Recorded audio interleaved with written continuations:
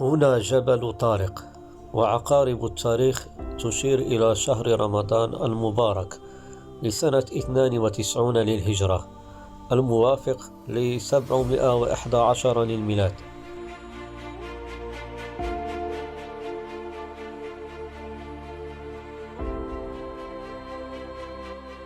من هنا بدأ نسج أولى خيوط الحكاية، وعلى هذه القمة طبخت استراتيجية الرواية. هنا اتفق الجميع على توحيد الجهد ورفع الراية. على هذه الضفاف أقسمت الجموع على ألا تتوقف حتى تصل الغاية.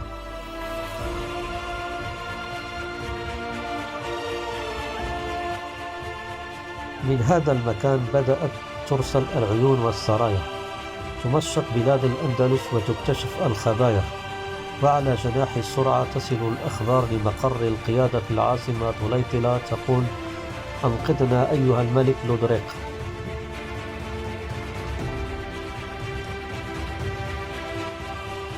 فإنه نزل علينا قوم لا نعرف هل هم من أهل الأرض أم أهل السماء. ثارت ثائرة الطاغية وتحرك على الفور نحو الجبهة الجنوبية للأندلس، مجهزا بكل أنواع العتاد والعدة. أطلق الريح لفرسانه البواسل بين ظفرين، وهو يركب هودجه الملكي في زينة قارون، وهو لا يعلم أن قارون قد خسفت به الأرض من قبله. ولغروره الزائد كان قد تفاوض مع كبار التجار على أن يبيع لهم أسرى المسلمين الذين سيسقطون في يده، وأكثر من حمل الحبال معهم لربط الأسرى. كان هذا حلمهم.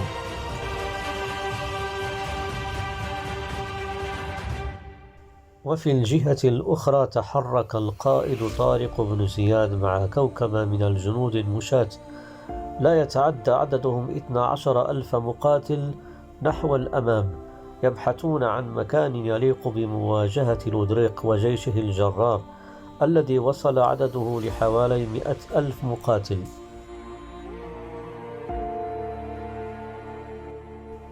من البداية تتضح أن الأرقام غير متوازنة: 12,000 من المشاة مقابل 100,000 فارس.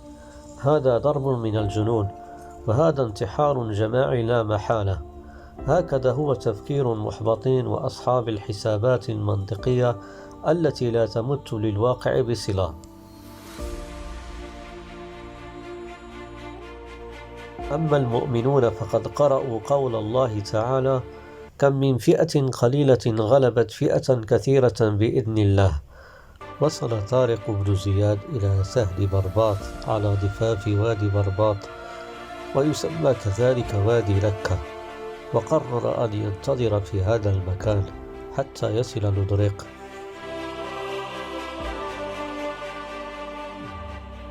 وما هي إلا أيام قليلة حتى بدأت جحافل البشر تموج نحو السهل موجة، وتثير الغبار تحت أقدامها نقعا.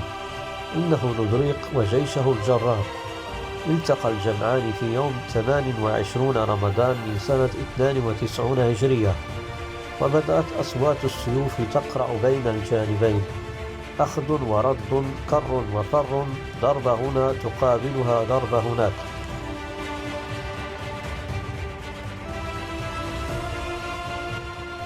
استمرت المعركة ل8 أيام و7 ليالي كاملة، تخللها يوم عيد الفطر.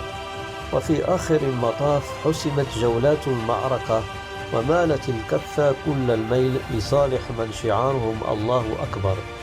وتمكنت الجيوش الإسلامية من تحقيق النصر في أول معركة على أرض الأندلس.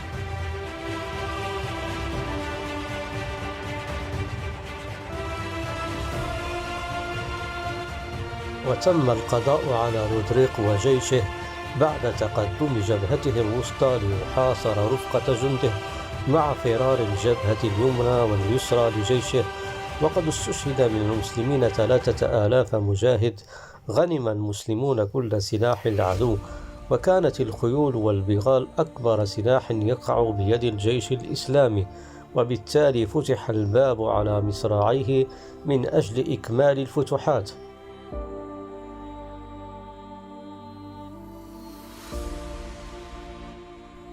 ظلت الجزيرة تحت سيطرة المسلمين بشكل دائم لأول مرة، وسمي بجبل طارق، فتم تحريف اسمه فيما بعد ليتحول إلى جبرتار في اللغة الإنجليزية. استولت مملكة قشتال المسيحية على جبل طارق، ولكنه عاد إلى سيطرة المسلمين مرة أخرى في عام 1333 ميلادية، ثم استعادته في النهاية في عام 1462 ميلادية. أصبح جبل طارق جزء من المملكة الإسبانية المتحدة، وظل تحت الحكم الإسباني حتى عام 1704 ميلادية. وخلال حرب الخلافة الإسبانية استولى الأسطول الإنجليزي الهولندي على جبل طارق باسم كارل السادس أحد ملوك هاسبورغ المطالبين بعرش إسبانيا.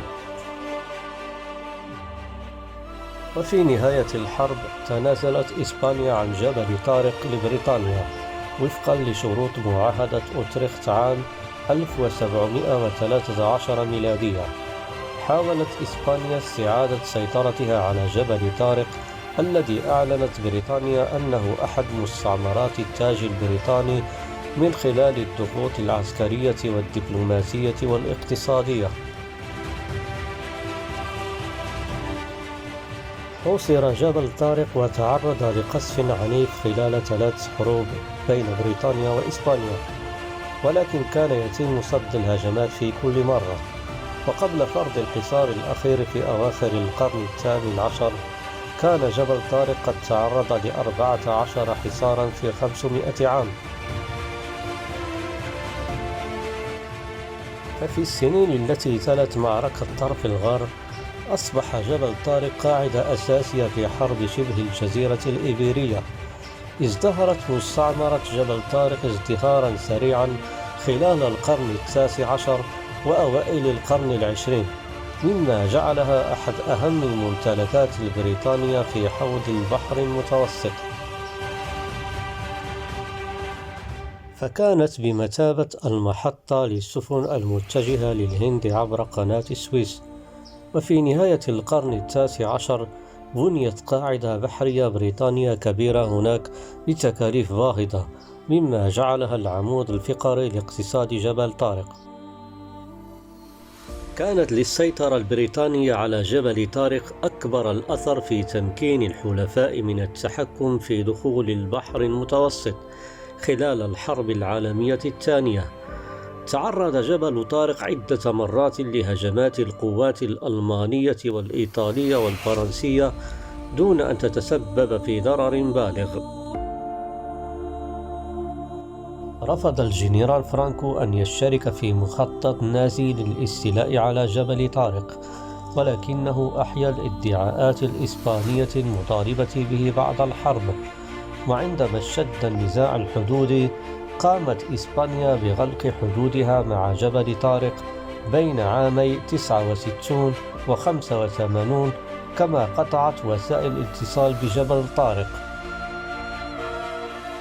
دعمت دول أمريكا اللاتينية موقف إسبانيا، ولكن رفضته بريطانيا ومواطني جبل طارق أنفسهم الذين أكدوا بقوة على حقهم في تقرير المصير. واستمرت المباحثات بين بريطانيا وإسبانيا حول وضع جبل طارق، ولكنها لم تصل إلى حل. وبدءا من عام 1985 شهد إقليم جبل طارق تغيرات جذرية نتيجة لتراجع بريطانيا عن التزاماتها الدفاعية في الخارج، فقد غادرت معظم القوات البريطانية إقليم جبل طارق الذي لم يعد يعتبر موقعا ذو أهمية عسكرية رئيسية. فاقتصاده الآن يعتمد على السياحة والخدمات المالية والشحن البحري والمقامرة عبر الإنترنت.